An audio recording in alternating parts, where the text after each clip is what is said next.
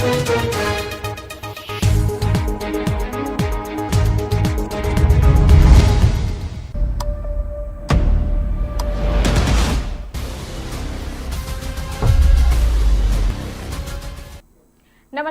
आप देख रहे हैं मिरर मीडिया। मैं हूं अंजलि। स्वागत है आपका खबरनामा में। चलिए रुक करते हैं अब तक की सुर्खियों की ओर।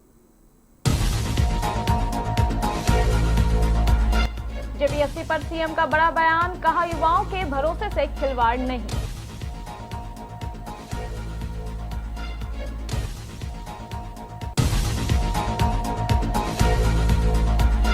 भारत का 600वां टेस्ट शुरू, गाल में श्रीलंका के खिलाफ टीम इंडिया की पहले बल्लेबाजी।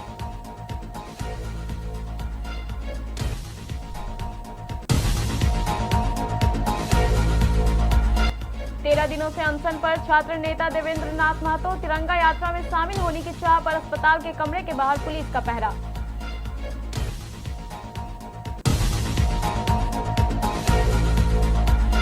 हापुड़ में एटीएस की बड़ी कार्रवाई, मस्जिद के पास से 2 संदिग्ध युवक हिरासत में।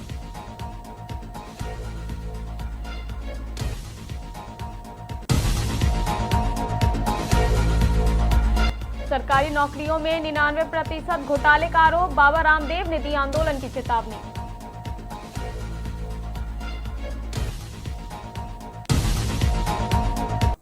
अब खबरें विस्तार से। झारखंड के मुख्यमंत्री हेमंत सोरेन ने स्वतंत्रता दिवस के मौके पर रांची के मोहराबादी मैदान में ध्वजारोहण किया। इस दौरान मुख्यमंत्री ने युवाओं को संबोधित करते हुए जेपीएससी समेत भर्ती परीक्षाओं को लेकर उठ रहे सवालों पर अपनी बात रखी। मुख्यमंत्री ने कहा कि लाखों युवा अपने सपनों को पूरा करने के लिए दिन रात मेहनत कर रहे हैं और उनके माता पिता अपनी क्षमता से बढ़कर उन्हें पढ़ा रहे हैं। ऐसे में सरकार की सर्वोच्च जिम्मेदारी है कि युवाओं की मेहनत का सम्मान हो और उनकी प्रतिभा को न्याय मिले। मुख्यमंत्री ने माना कि पिछले कुछ समय में भर्ती परीक्षाओं को लेकर कई सवाल उठ रहे हैं। उन्होंने कहा कि जब परीक्षा व्यवस्था पर संदेह पैदा होता है तो सिर्फ एक परीक्षा प्रभावित नहीं होती, बल्कि पूरी एक पीढ़ी का विश्वास प्रभावित होता है। ऐसे में सरकार के सामने युवाओं के भरोसे को कायम रखने की बड़ी जिम्मेदारी है। अपने सपनों को साकार करने के लिए दिन रात मेहनत कर रहे हैं। उनके माता पिता अपनी क्षमता से बढ़कर उन्हें पढ़ा रहे हैं। इसलिए यह हमारा सर्वोच्च जिम्मेदारी है कि उनकी मेहनत का सम्मान हो और उनकी प्रतिभा को न्याय मिले। मैं जानता हूं कि पिछले कुछ समय में भर्ती परीक्षाओं को लेकर अनेक प्रश्न उठे हैं। जब परीक्षा व्यवस्था पर संदेह पैदा होता है तो केवल एक परीक्षा प्रभावित नहीं, बल्कि पूरी पीढ़ी का विकास प्रभावित होता है। मैं आज इस ऐतिहासिक मंच से झारखंड के प्रत्येक विद्यार्थियों को विश्वास दिलाना चाहता हूं कि आपकी मेहनत को किसी माफिया, किसी भ्रष्ट तंत्र और किसी अनियमितता के भरोसे। भारत ने टॉस जीतकर पहले बल्लेबाजी चुनी। गाल में खेले जा रहे पहले टेस्ट में केएल राहुल और यशस्वी जायसवाल ने पारी की शुरुआत की है। ये भारत का 600वां टेस्ट मैच है। टीम इंडिया 3 स्पिनर्स के साथ मैदान में उतरी है। वहीं सरफराज खान और गुरनूर को प्लेइंग 11 में जगह नहीं मिली। श्रीलंका की ओर से 25 वर्षीय ऑफ स्पिनर केसारा नुवथा अंतर्राष्ट्रीय क्रिकेट में डेब्यू कर रहे हैं। खास बात यह भी है कि स्वतंत्रता दिवस के मौके पर भारतीय टीम ने मैच से पहले गाल में तिरंगा फहराया।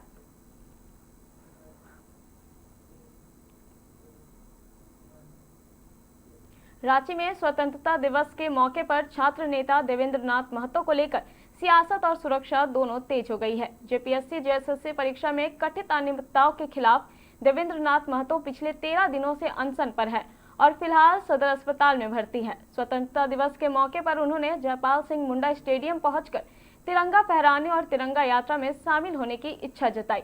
इसके बाद अस्पताल प्रशासन अलर्ट मोड में आ गया और उनके कमरे के बाहर भारी संख्या में पुलिस बल तैनात कर दिया गया। अब सवाल ये है कि क्या अनशन पर बैठे छात्र नेता को तिरंगा फहराने की अनुमति मिलेगी या अस्पताल कमरे के बाहर पुलिस का पहरा ही उनका इंतजार करेगा।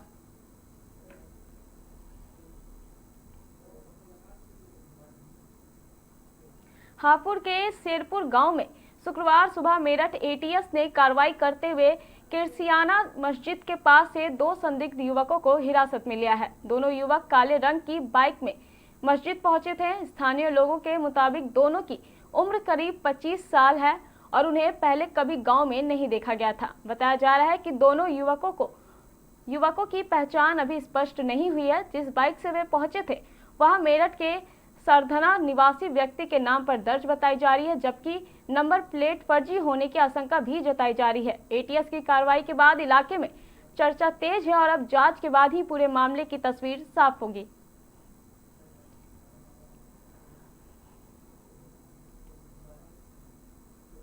योग गुरु बाबा रामदेव ने सरकारी नौकरियों में कथित गड़बड़ी और रिश्वतखोरी को लेकर बड़ा बयान दिया है। उन्होंने सरकारी नौकरी के इंटरव्यू में बड़े स्तर पर अनियमितता का आरोप लगाते हुए कहा कि कई जगह जाति, वर्ग और संगठन के आधार पर लोगों को फायदा पहुंचाया जाता है और दूसरे उम्मीदवारों को बाहर कर दिया जाता है।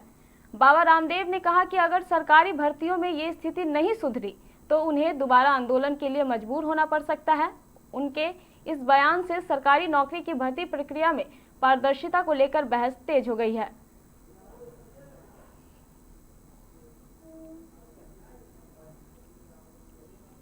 धनबाद के गांधी सेवा सदन में 80वें स्वतंत्रता दिवस के मौके पर पूरे सम्मान और उत्साह के साथ झंडोत्तोलन कार्यक्रम किया गया।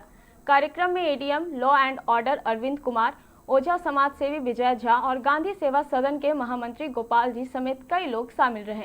झंडोत्तोलन के बाद सभी ने एक साथ राष्ट्रगान गाया और राष्ट्रीय ध्वज को सलामी दी। पूरा परिसर देशभक्ति के भाव से सरोबार नजर आया। इस दौरान देश की आजादी के लिए अपना सर्वस्व न्यौछावर करने वाले वीर स्वतंत्रता सेनानियों और शहीदों को श्रद्धापूर्वक याद किया गया। कार्यक्रम में मौजूदा वक्ताओं ने कहा कि आज हम जिस आजाद भारत में खुली हवा में सांस ले रहे हैं वह हमारे स्वतंत्रता सेनानियों के लंबे संघर्ष, त्याग और बलिदान का परिणाम है।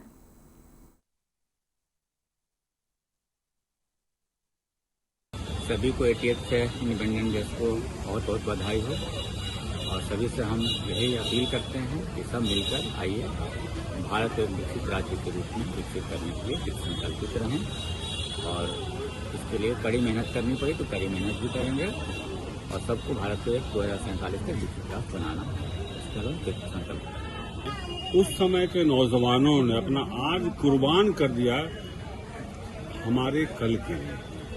उस समय के लोगों के कल के लिए अपना आज कुर्बान कर दिया, फांसी के फंदे को चूम लिया, आजीवन कारावास का सजा भोगा, लेकिन वो लड़ते रहे जब तक कि अंग्रेजी राज को उन्होंने हमेशा के लिए यहाँ से विदा नहीं कर दिया। आज की पीढ़ी की ये जिम्मेवारी है देश की एकता, अखंडता और अपने मौलिक अधिकार, अपने संवैधानिक अधिकार के लिए अपना जरूरत पड़े तो वह भी अपना आज कुर्बान करें आने वाली। फिलहाल इस खबर में इतना ही। ऐसी तमाम खबरों के लिए बने रहे मिरर मीडिया के साथ।